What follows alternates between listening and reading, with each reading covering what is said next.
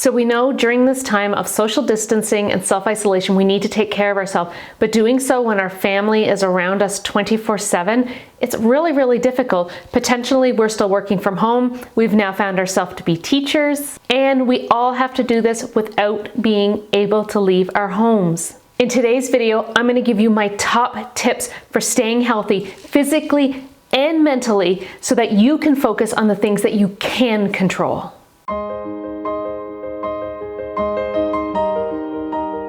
Hi there, and welcome back to my channel. If you're new here, welcome. My name is Deborah Hann. I'm a fitness and wellness specialist, and this YouTube channel is about moving well, eating healthy, and just living our best life.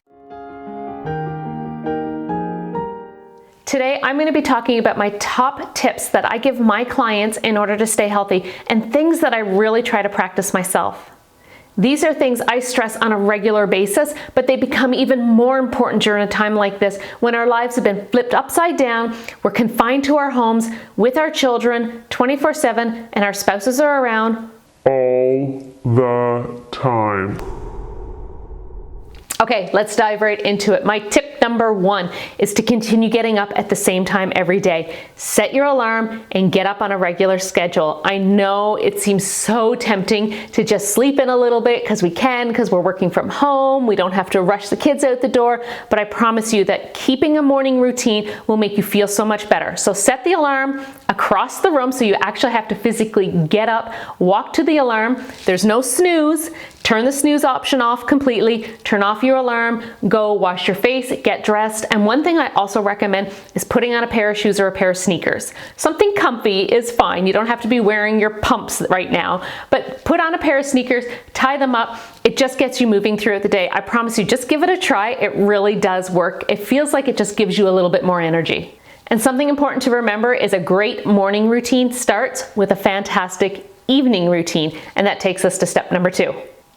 You need to make sure that you have a nice evening routine, something that's going to wind you down at the end of the day. Remember, we've got children, we've got spouses, we've got jobs, we've got things, and we have anxieties and worries that's happening right now. So creating a nice bedtime routine that's going to calm you down, bring you down, and get you ready for bed is going to help you sleep better. Perhaps you can take a bath, definitely some skincare routine, just any little thing that you can create on a regular basis that's going to signal to your body and your brain that, okay, I'm calming down at the end of the night, I'm bringing things down, and I'm going to get myself ready for bed. Make sure you take that phone, put it across the room, put it on Do Not Disturb. You don't want to be tempted to touch that phone. And then maybe just a little bit of relaxation music, sitting on your bed, a little bit of meditation will just bring things down a little bit and get your body ready for sleep. So tip number three is schedule your day. Whether you're writing this down on a piece of paper on a calendar or putting it in a Google Calendar, please make sure you're scheduling everything out. Find out what everybody needs to do, whether it's yourself, you may have conference calls, a spouse may have some live conference calls, and you want to make sure that everybody knows what everyone else is doing at what time so that there's the least disturbances as possible. Do the kids have meetings with the teachers? What kind of homework do they have to do? Everything can be scheduled, and when you do and everybody knows what's happening, you know what's happening, there's just a better feeling of control when you can look at it and go, okay, we've got the day or we have the week all figured out, as best we can anyways. So tip number four is to turn off some notifications on your phone. The biggest culprits are those ones that get us scrolling, right? So your Instagram, your Facebook. I also turn off my news feeds right now. I just found that I was going down that rabbit hole of I would look at bad news. It would keep binging at me every single time that there was a breaking news story, which of course is happening all the time lately.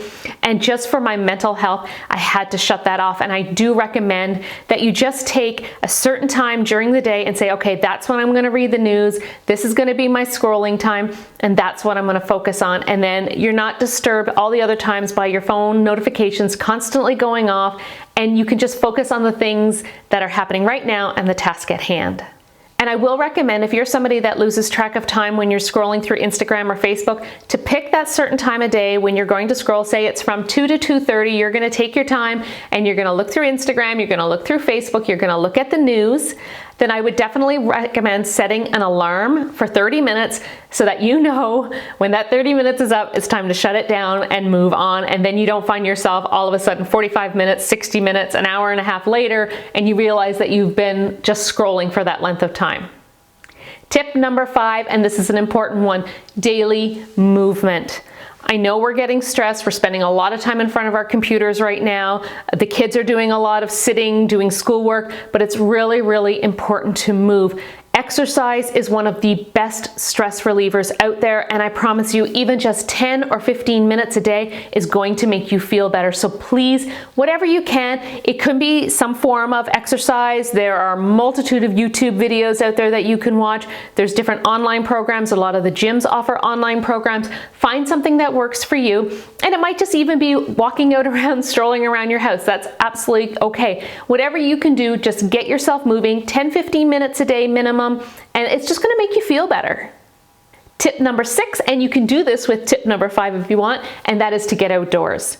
Even if it's only for a few minutes. The fresh air, a little bit of sunshine, it will do you good. Even if you're still in a place where it's still a little bit cold, it's okay to get out, walk around the block, walk around your yard, whatever you need to do. Just get outside. It's gonna feel better. Poke around in the garden maybe a little bit.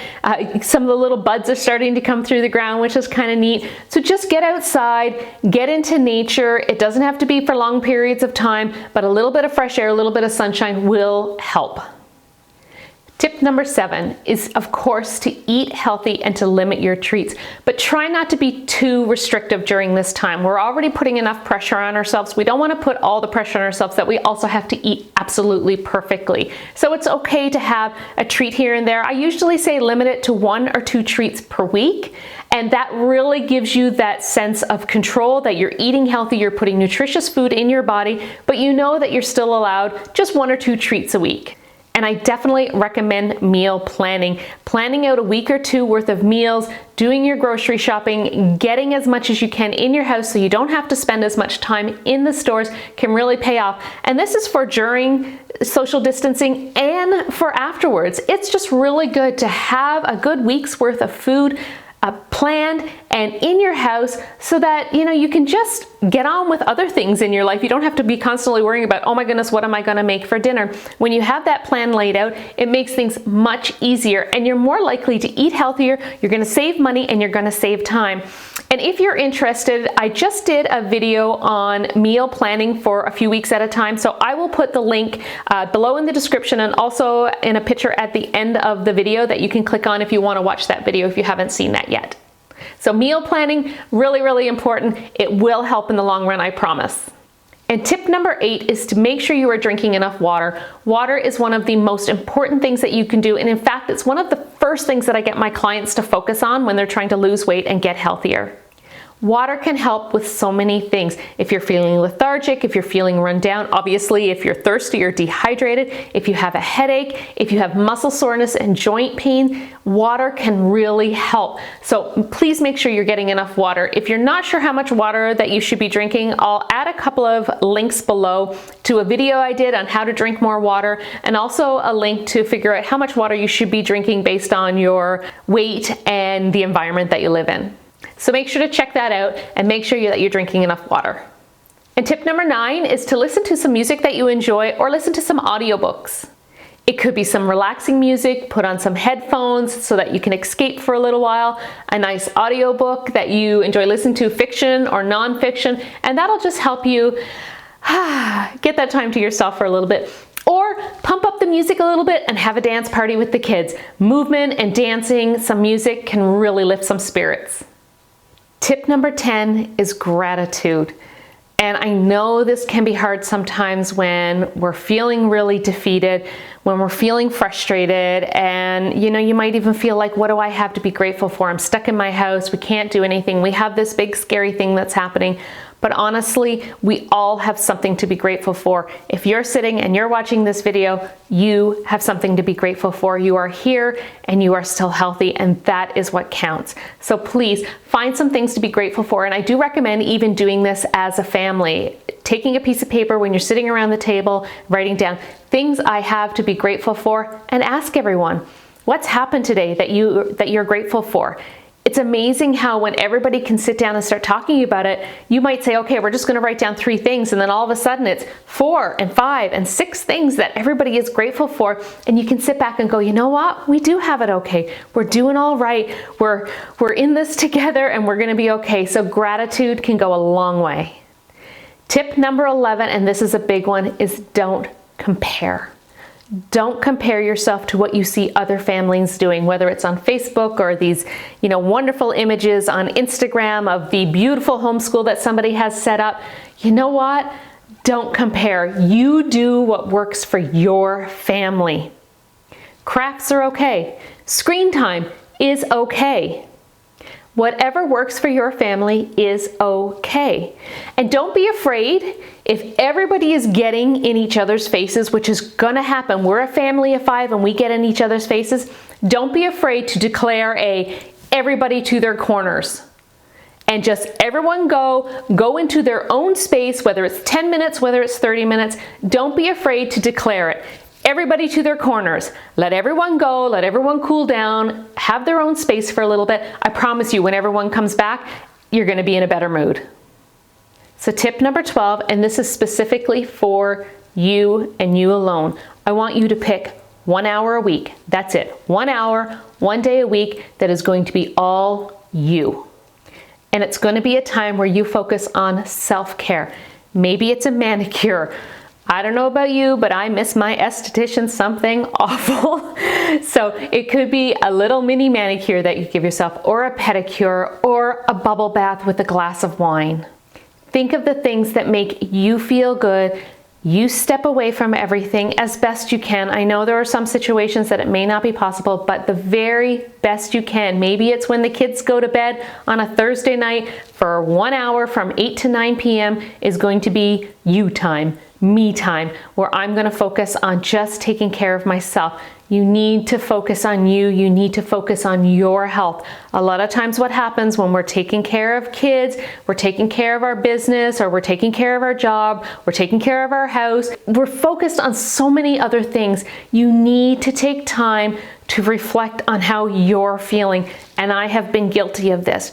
I've been guilty of just going, not worrying about myself as much, not thinking about how I'm feeling, how this is affecting me, and then it slams into me like a wave. And I don't want that to happen to you. So take some time, 1 hour a week, focus on you, focus on something that makes you feel good, reflect on what you've been doing and how you're doing, and really pay attention and allow yourself. You're allowed to be afraid, you're allowed to be emotional, and sometimes you're just allowed to shut the world out and take care of you. And tip number 13, and this is only if you have the time to do this. Do not put pressure on yourself. But if you have the time, maybe start a project. So it could be knitting, sewing, crafting, taking photos, something that you enjoy, that you've always wanted to do. But again, don't put too much pressure on yourself. I was reading one article and I'm pretty sure she didn't have children. She was talking about learning a new language, learning to play the piano. And as wonderful as that sounds, maybe we could do that as a family, learning a language as a family. But honestly, with 3 kids and all the things that we have to do, adding in something like that seems pretty stressful, and we don't want to be adding more stress. But if you do find yourself needing something to do, maybe it's gardening, again, then you're getting outdoors, you're combining a couple of my tips together.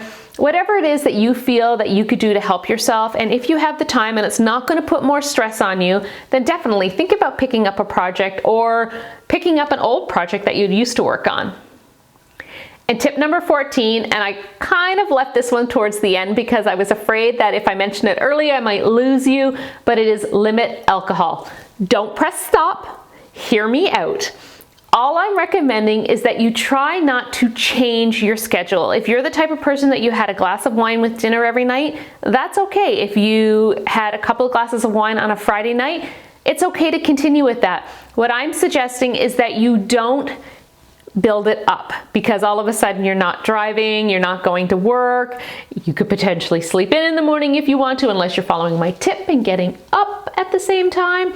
You want to make sure that you're following the same routines. It's a very slippery slope that it may be a couple of glasses of wine here or an extra beer or an extra drink, and it's a very slippery slope that you want to be cautious of. We want to stay as healthy as possible, so please do your best to limit that alcohol. And my final tip, tip number 15, and this is an important one, is to please reach out to your family and friends, especially reach out to people who lift you up. It's really important during this time where we're feeling so isolated, we're confined to our homes, we can't see our loved ones, and trust me, I am a hugger and I miss hugging people. So please reach out. We have these wonderful technology of Zoom, of FaceTiming, of Messenger, texting, whatever it is, just reach out to the people who really mean something to you, who you care about, who care about you. Especially those people who lift you up. It is going to make you feel so much better. You know, whether it's a group of friends, maybe this is even a time that you get people together that you normally wouldn't have gotten together. Maybe we can use this as a bit of a blessing, that if there's somebody who lives away that you feel like you've been getting a little disconnected from, maybe this is a great time to pull a group of people together so that you can do something that you probably wouldn't have been doing in a normal course of your day or your week because we've been so darn busy. So take this time on a Friday evening to get together with some friends virtually. Get together, laugh, joke. I promise it will make you feel better when you can smile and laugh, and it really does the heart good. Now, don't feel you have to go out and do every single one of these things at once. Pick a couple of things, work on a couple of things. You may notice all of a sudden it's like, oh, I went outside and I did a bit of exercise and I'm eating pretty good and I've done my meal planning and I'm not worrying too much about what other people think, and I've met up with a couple of friends online. All of a sudden, you're doing a lot of these things and you're starting to feel a little bit better.